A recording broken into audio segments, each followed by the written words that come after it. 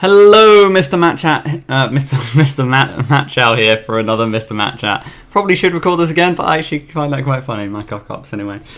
This week, we are going to be discussing actually Gmod. I've actually been playing quite a fair bit recently. Some of my friends together, one of them bought a server recently, and we've been playing a lot of Gmod. And it actually started to get me thinking, because it is actually a really fascinating game. It's a game, for those who don't know, Gmod is a sandbox game through Steam, which is just a collaboration of, it takes, a lot of the materials and objects from other games and just allows you to, throws all the levels at you, throws, all the weapons, all the NPCs, all the...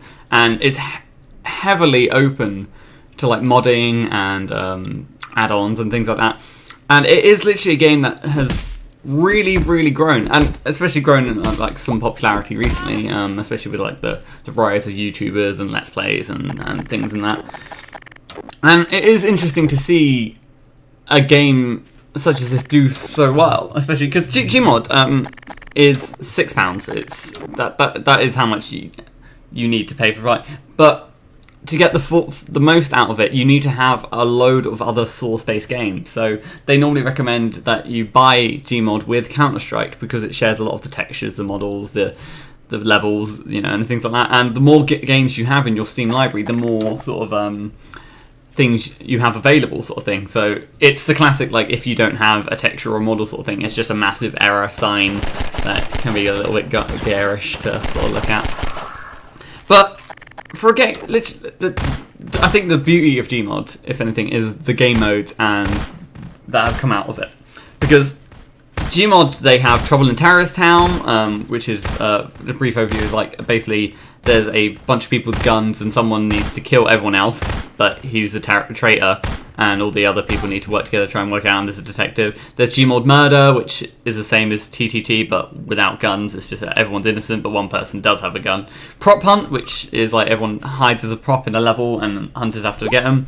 Death Run, which is a series of people having to get from one end to the other with a series of traps controlled by other people. They have Dark RP servers, which are just role plays in the City 17 universe of Half-Life. There's the elevator. There's so many different game modes and things. I must admit, I've not even scratched the surface.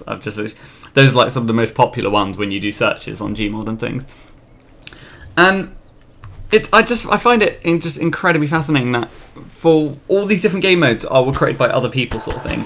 And inside them, they have one of them, some of the servers, because of the modding, so they have things like Cookie Clicker, where they call it Melon Clicker. So you're meant to if you Cookie Clicker. I'm doing a lot of explaining this episode, which is good for a MrMatchat. It was a flash game in which basically you had to click on a cookie, and then it gave you more cookies, and then you could buy these things called grannies, which would start generating cookies per every second, and then you would have factories and things like that.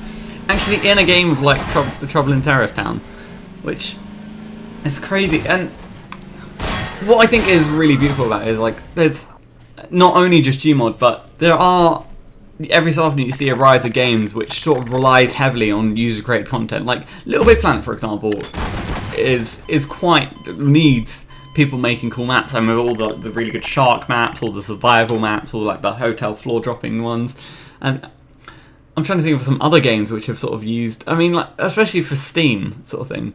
The Steam Workshop has just really helped development on user modding and things, and it just makes it so accessible for people who not interested in modding or changing things themselves, but just are fascinated by some of the things. There's the dinosaur mods, there's costume mods sort of thing, and some people actually make a living out of selling things or posting things on the Steam Workshop, and especially with hats in TF2, that is one of the most open things. And it's great that people who are passionate about it can sort of maybe not make a living necessarily, but just sort of create content and sort of get some sort of revenue out of it. And it's just fascinating how things have picked up about Gmod sort of thing, because you see a lot of offshoot games coming off of them.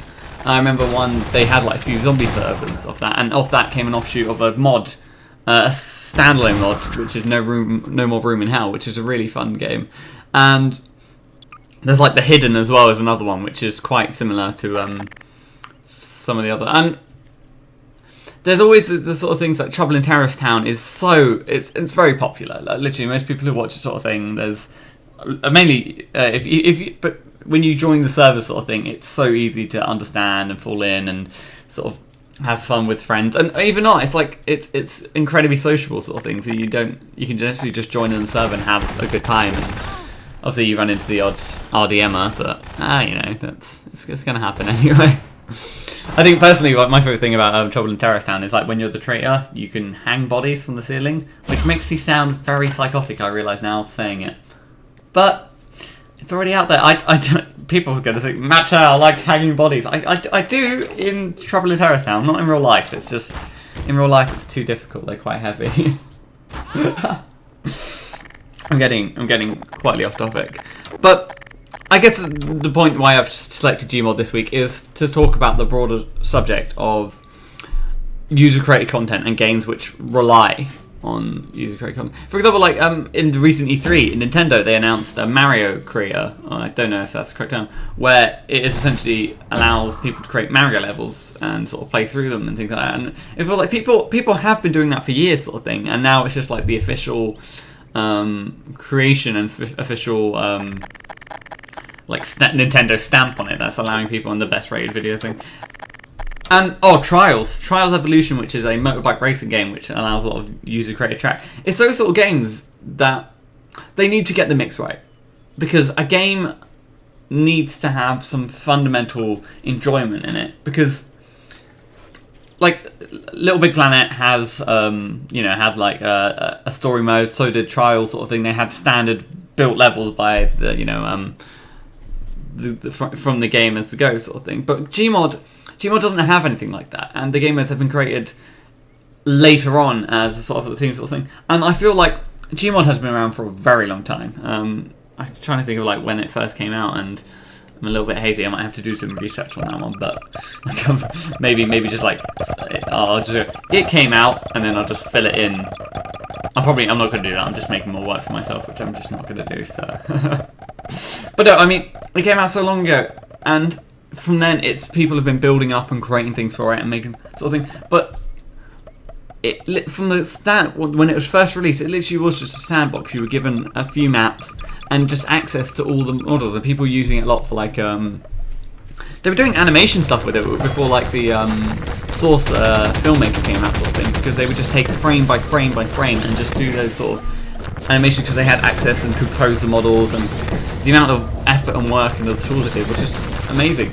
And so people started making more and more stuff for it, and it's only these big game modes that have made the game so successful. And it's a big difference between, obviously, Little Big Planet had some content stuff there sort of thing, and then had this big user-based content alongside with it.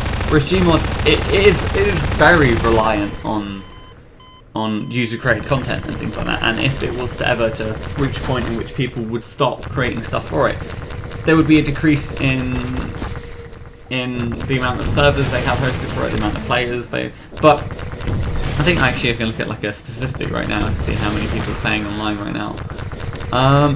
Well, I mean, just looking at this now, on Trouble in Terrorist Town alone, there's 1,750 players on 1,430 servers. So above it, there's a Dark RP server. There's a 1,811 on 500 servers. There's a lot of Trouble in Terrorist Town servers, sort of thing, I think. And because it's been built up for so long, there's this sort of user base that just keep coming back, sort of thing. Especially with servers such as Dark RP, and some of these servers have like in-game currency sort of thing. So the more you play, you get more rewards. So you can buy like funny hats or different player models and things like that. So it's rewarding players for coming back to different game modes and servers and things. And it is all very interesting because I feel like Gmod itself, it's a mod which has mods. It's incredibly meta, and it's so successful from all these other mods sort of thing that a AAA game couldn't expect the same sort of success, I don't think. And obviously going back to things like